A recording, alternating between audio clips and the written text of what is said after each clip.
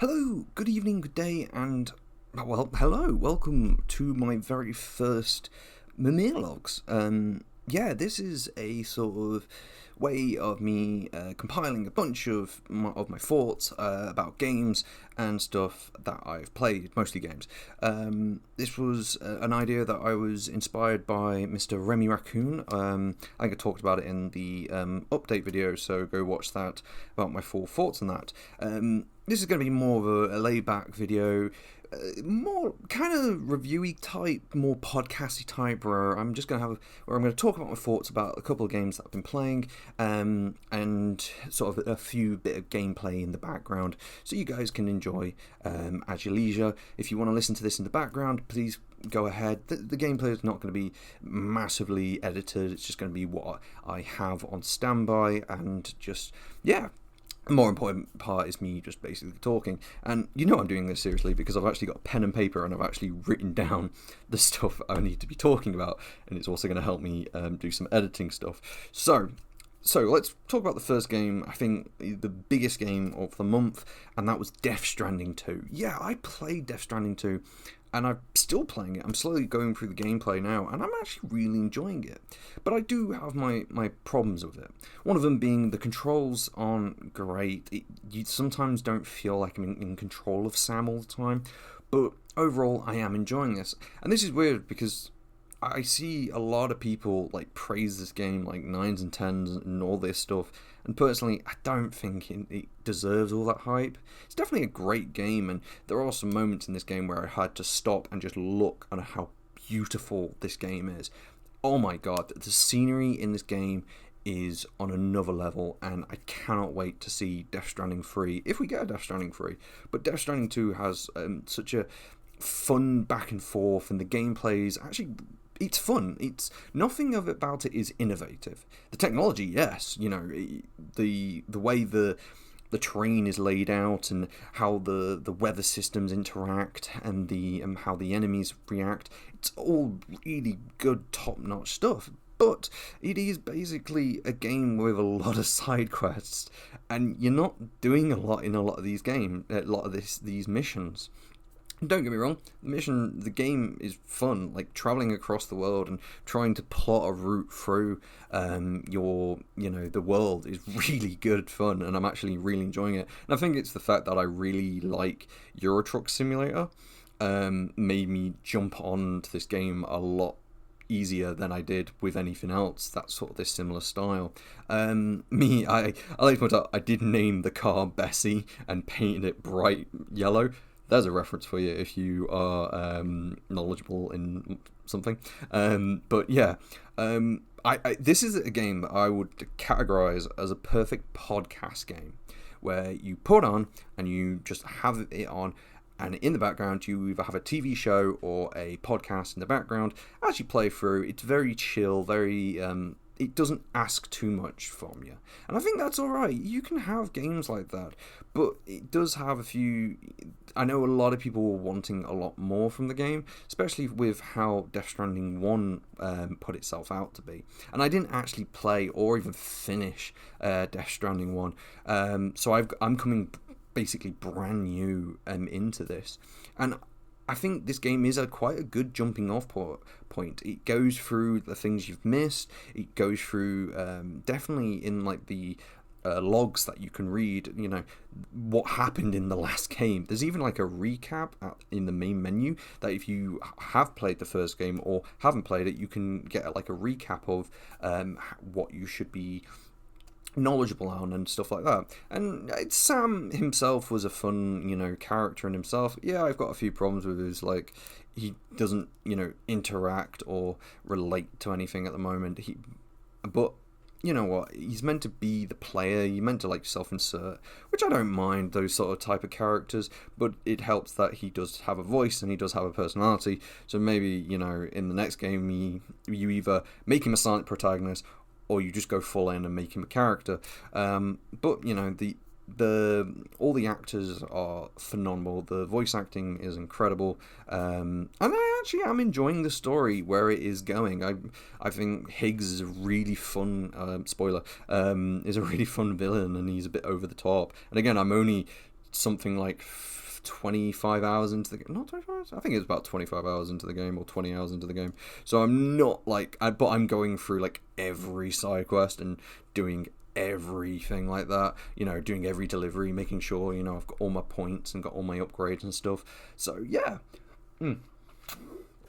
I would recommend Death Stranding, like, fully. If you want to play Death Stranding, go right ahead. It's a fucking brilliant game. You'll sit there and go, oh my god, this is one of the best looking games on the console, and you'll be right. It is one of the best looking games out there at the moment. Okay, yeah, so Death Stranding 2, I would give it a definitely great 7 out of 10, but again, I'm still really early days, so this might change. I might finish the game and go, hey, this is a 10 out of 10 game. This needs more. But we'll see. So we'll cross that off the list.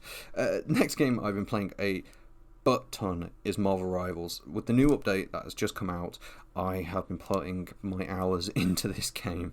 I absolutely love Marvel Rivals, and it's just over the topness, not over the topness, but just the fun of how well crafted this shooter is. The hero shooter market lately has been kind of like a bit naff, and nothing out there has really clicked with me at the moment. But this game, I love it. The amount of people who know how many hours I've put into Marvel Rivals lately can attend on how much I love this game, especially with one of my favourite characters of all Marvel being in it, being Moon Knight.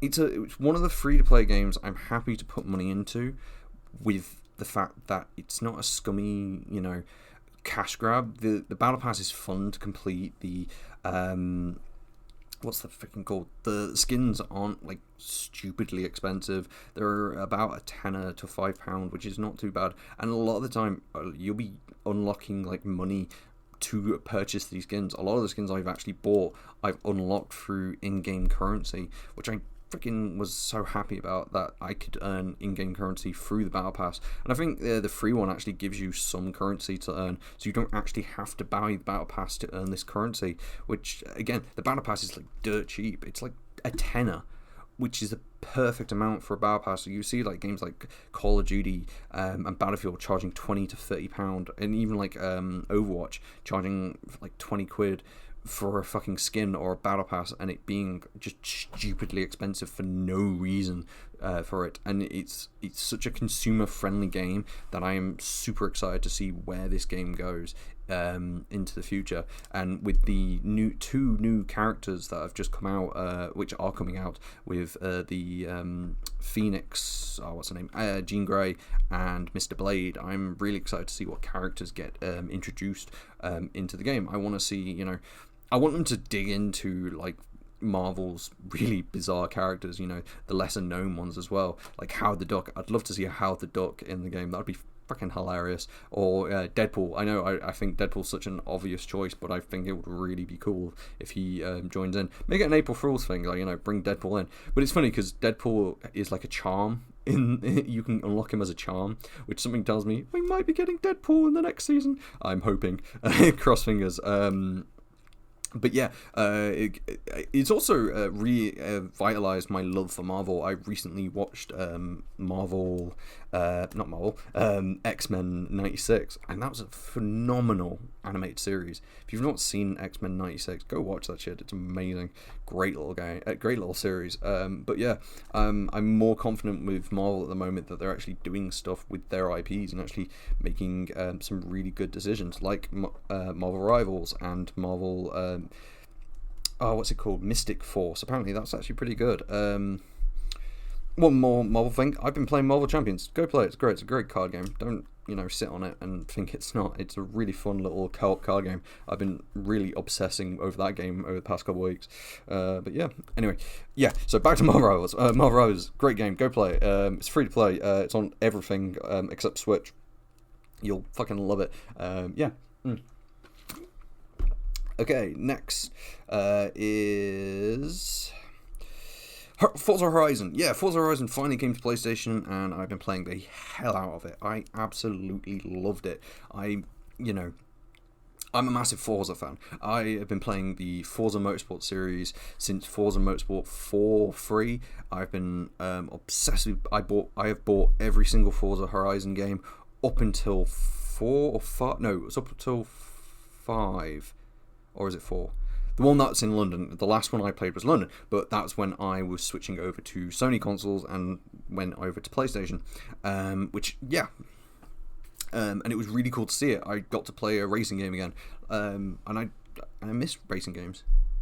I miss my racing games, and Forza Horizon was just a great little jump back into the franchise, especially with you know, with all the DLCs and the Hot Wheels DLC and the other DLC, the Rally DLC, just a big open world with lots of terrain and lots of, you know, cars you can unlock and playing through that sort of thing.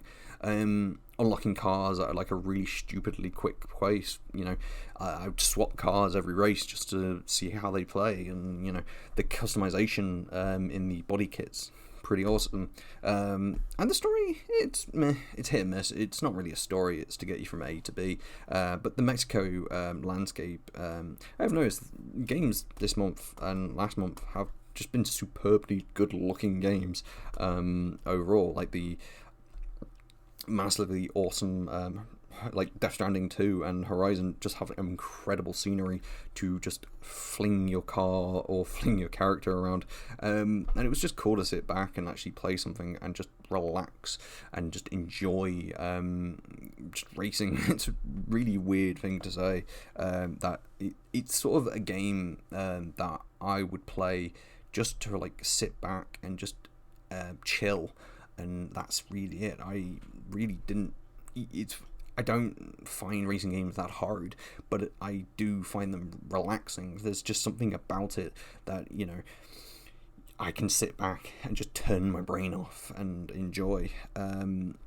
There's not a lot I can say about Forza Horizon because it's just a racing game, but it's an incredibly well put together and incredibly well made one that I think a lot more people should go and play, especially now it's on PlayStation. Go pick it up if you're a fan of racing games and you're on PlayStation. The Forza series is an incredible thing. The attention to detail with these cars is just on another level, and I think a lot more people should give it a go. The only problem I found with the game was linking my Microsoft account. I still don't like that. Just don't. I know why they're doing it, so they can have crossplay and all this stuff, but I don't think Forza Horizon. I was playing most of the game offline anyway, but you still need to link your Forza account if you connect to if you connected to the internet. But luckily I had a Microsoft account, but who knows what could happen. There we go. I'm just literally writing down a thing. Anyway, the next game I want to talk about is the Bomb Rush. I think it's called Bomb Rush Cyberfunk. Sort of jet set radio inspired sort of game where you're on skates and skateboards and stuff, and you're tricking over the thing. Yeah, it's a little indie game that we got for free from the PlayStation group, and it was really cool to just experience it. It's not a very long game. I think I completed it in about 5 hours, and I'm not very good at these types of games like Tony Hawk's and stuff like that, but this was just something I really got into. I think the music was really fun, over the top. The characters were over the top. The setting was fun, lively. It was a nice little, you know, distraction to play something different that wasn't, you know, my regular things. And PlayStation has been really hitting it out of the park with like their monthly games. I think this month's games are actually pretty good. I can't remember off the top of my head what they are, but I could actually look now. Yeah, because I'm on a fucking I'm booting it up. But yeah. It's an subscriptions. Let's have a look. No, that's a no. Oh, I can't find them. Oh well. But yeah, I think it was last month's the Bomb Rush game. And if you've missed out on it, that's a shame. You missed out on a really fun little thing where you jump around and change up your skills and stuff. I did find this game really hard. Like near the end, the challenge in the game is really hard. The only thing that I didn't enjoy was the boss fights. This game has boss fights for some stupid reason. It doesn't need boss fights. It's just a bit amey. It's one of those games. Yeah, like I said, it's got boss fights where I don't think it needs boss fights. I think the boss fight should be the sort of versus, because in the game you sort of verse your enemies with like trick competitions, and you're like you're doing your tricks and stuff, and you got to earn more points. Which that's a really good way. That's how they should have done like the boss fights. Is like the bosses, challenge them to a trick off or whatever. Oh god, I don't know why I'm rushing. I just said this is more of a podcast thing, but yeah, I remember because I've got hardly any footage for this game because I completely forgot to record it, so I had to reinstall the game and get some really basic footage of me playing. I loved the graffiti aspect of it because you sort of spraying graffiti all over the place, and the way you do graffiti is you got to like follow like a combo to choose different graffitis. I really like that. I got pretty good at doing that, but overall it was a fun distraction. Like if you've got the game, go play it. Like seriously, go download it. It's like 4 or 5 gig. I don't think it's that expensive now, actually, if you want to go buy it. But yeah, go pick it up. It's a really fun game. It's got a really weirdly interesting story, I'll admit. It's got the twists and turns and the sort of weirdness about it. Actually, it was kind of cool to learn about. And the main character is just like a massive goofball, and I loved him. But yeah, to be fair, my favourite character from the game were like the old guy. There's like a group called like the Old Group, and they basically deal with all like the gang warfare trick competitions. Brilliant little game, very over the top. Just play it, go play it, it's great. Next game I want to talk about is we got a VR game, Bulletstorm VR. Yeah, I picked it up this month. It was a fun little distraction. I hadn't played my VR in like months and months, and I just wanted a game to just like turn my brain off and shoot some bad guys. And Bulletstorm VR was a great like little jump back into VR and enjoying myself.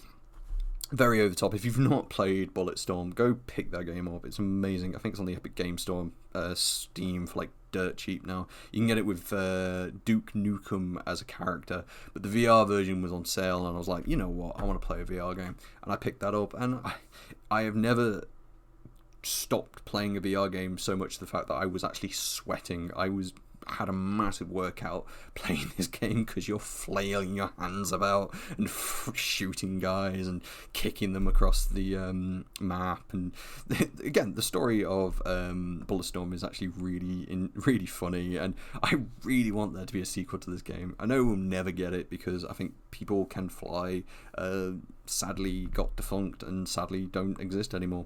But hopefully they will bring the game back. But it's EA, and Bulletstorm came out at like a really interesting time period for like shooters, because there was a lot of single player shooters that didn't have like any multiplayer. It was just its story, like Wolfenstein and stuff like that, and Doom and stuff like that.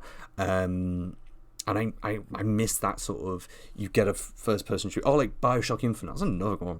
I should replay that, it's great. Bioshock Infinite, where it's just literally the game in itself, and it's just the campaign. It was a really tight-knit campaign, and you didn't have a multiplayer, you just, had the game.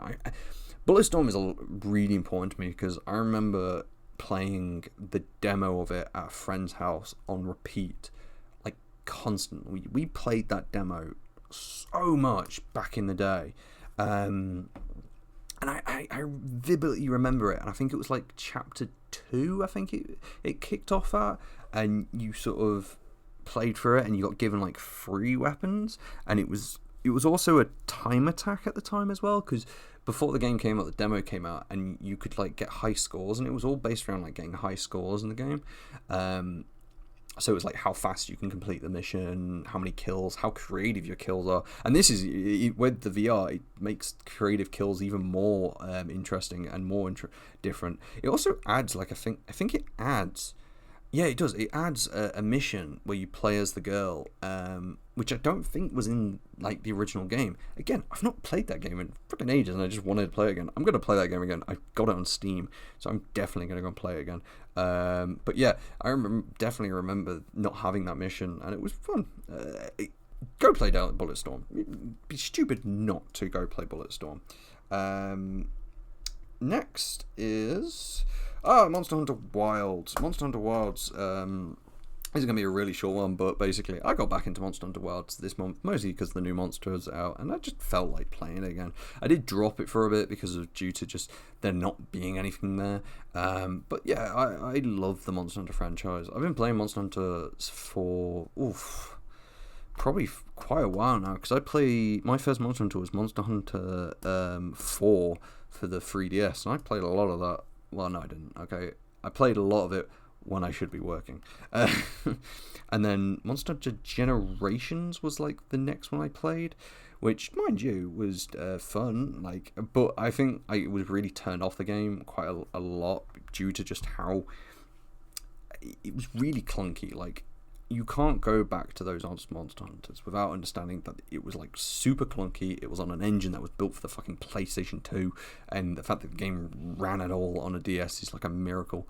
But coming from the last two Monster Hunter games, which was Rise and Worlds, was it Rise? No, yeah, Rise. I do feel like Monster Hunter Wilds did go down.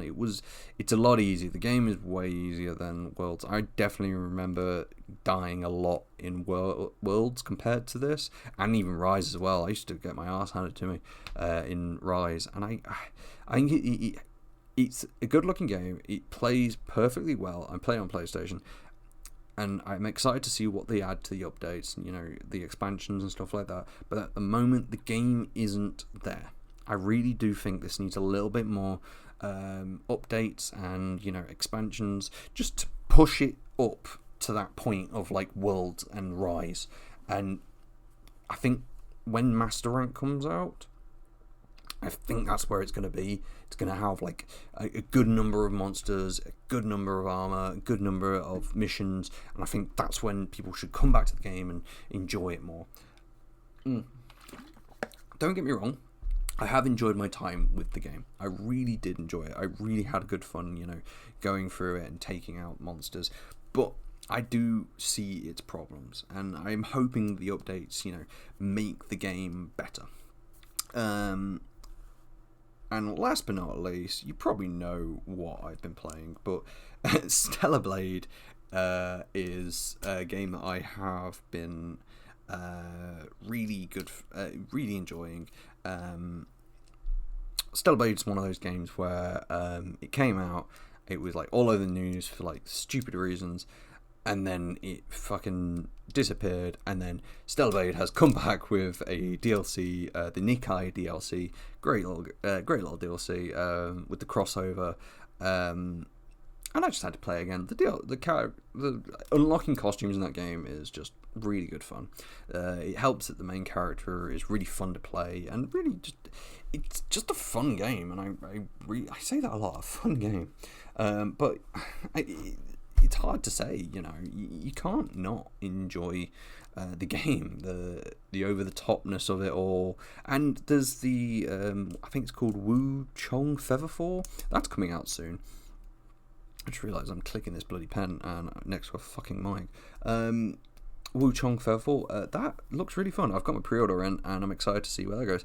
Customizing characters in games have always been like my favourite thing to do. If you give me a character and like a ton of options to like get armor and stuff like that, and outfits and stuff like that, and hair, and customize all that, I will just sit there and I'll collect like all of it. I will collect as much as possible. What was that? Like even the game like Assassin's Creed, I did enjoy myself with trying to collect those weapons and items and stuff, even though I got a bit bored of that. We don't talk about that. But yeah, I'm hoping Stellar Blade, they've announced that a new Stellar Blade has come out, which I'm very excited about. We're going to get more Stellar Blade, more Eve, more Adam. question mark, depending on which ending is the true ending. A little bit of a spoiler there, but yeah, we'll keep it there. We'll just keep it there because it's something I think we can stop at. Yeah, so thank you very much for watching or listening to me ramble about my month. To be fair, what's the date today? The date's the 15th, so I'll probably try and do like these things like once a month, or at least ever so often, just to, you know, get an excuse to do a video and talk about stuff. But yeah, thank you very much for watching. I hope you have a very good day or evening or night. Thank you very much for watching, and ta-ra. But I never back down, man, I'd rather be dead. I'm making more